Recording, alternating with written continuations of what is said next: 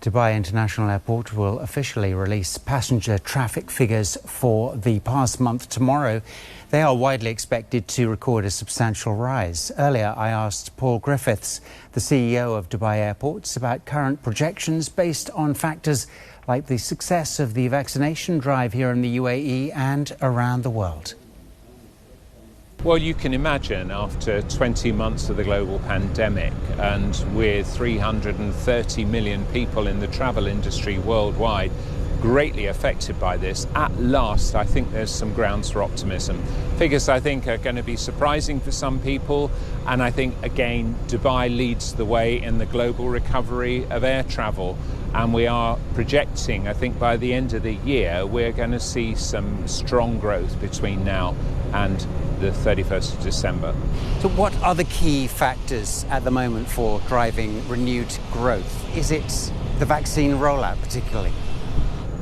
Well, I think first of all the vaccine rollout globally has been a major contributor that's given the people the confidence to travel again.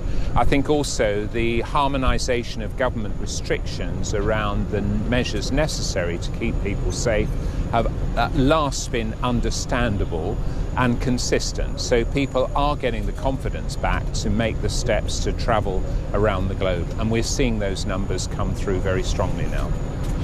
Obviously, the UK and USA market is very important, but are we also seeing other countries now growing in importance with passenger numbers at the airport?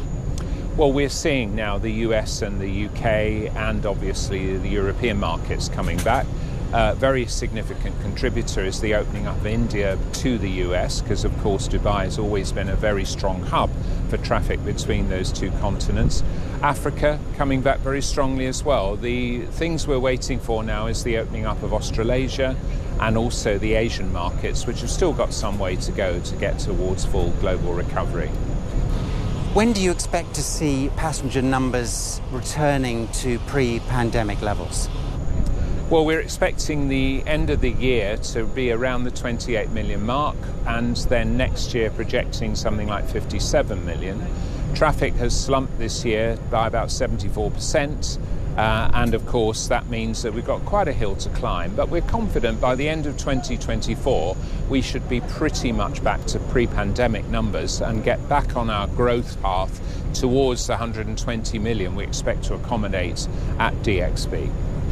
The aviation sector has been, hard hit by the pandemic as well as many other sectors. But what lessons do you think have been learned?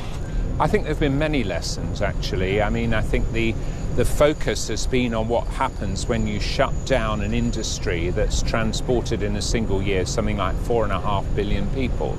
And we are now focused on very much what that means in terms of the world economy. The social development of the world, I think, has been hampered. Alternative technology has accelerated in some sectors. And of course, now a lot of us are facing big supply chain issues, shortages of talent across the globe. So I think there's going to be a lot of adjustments done. But some lessons that we've learned from the pandemic, about how to keep ourselves safe, how to be innovative and ingenious during the pandemic and think of new ways of doing things. Some of those things are very much here to stay. Now, Paul, what are your expectations for the 2021 edition of the Dubai Airshow? Well, it's the first global air show since 2019, since actually the last Dubai Airshow. Very, very confident in the future here. The show is bigger and better than ever before. We've got more visitors coming than ever before. So as a statement that Dubai is back and a confident statement of the future of the aviation industry, I think it's all around us here today, Greg.